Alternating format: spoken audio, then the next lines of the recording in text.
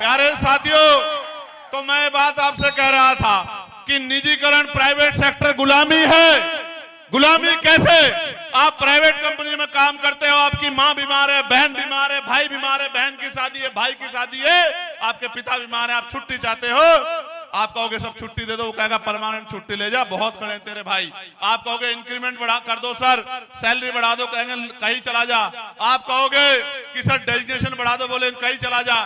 सरकारी सिस्टम में प्रमोशन है, नौकरी में छुट्टी की गारंटी है, मेडिकल लीव है, इसलिए कि SC ST OBC के लोगों को रिजर्वेशन ना देना पड़े।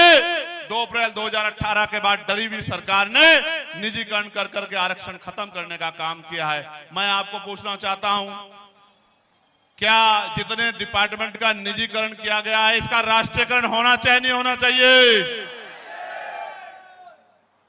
होना चाहिए नहीं होना चाहिए? और आपको याद होगा 2% सरकारी नौकरियां हैं, 98% प्राइवेट सेक्टर है। अगर पार्लियामेंट में प्राइवेट सेक्टर में आरक्षण की मांग का बिल कोई लेके आया था तो वो भी आपका भाई चंद्रशेखर आजाद ही लेके आया था। उसके बाद तो तमाम नेता जो हैं बात करने लगे हैं।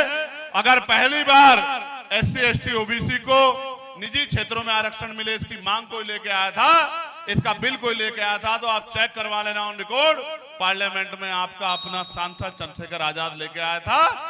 बाकी लोगों ने बैठ के तमाशा देखा। प्यारे साथियों, एक और बहुत बड़ी समस्या हमारे आसपास घूम रही है और वो सवाल मेरा आपसे है। मैं आपसे जानना चाहता हूं, जनता की मांग है कि चुनाव EVM से नहीं, बैलेट पेपर से होना चाहिए।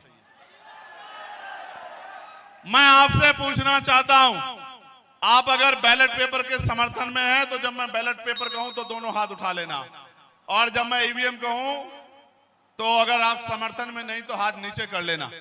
जबकि मैं तो EVM से जीता हूं, लेकिन आप नहीं जानते, 1.25 महीना रखवाली करवा के वेयर हाउस की तब जीता हूं और सारी फॉर्मेलिटियां पूरी करके फॉर्म 17C लेके और एक जानकारी जुटा के जीता हूं।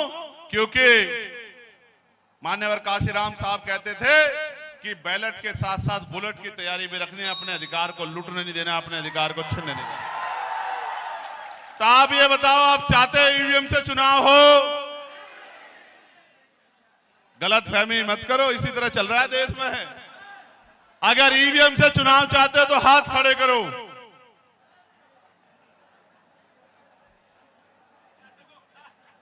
ये मोबाइल वालों के हाथ छोड़ के किसी का हाथ खड़ा नहीं है।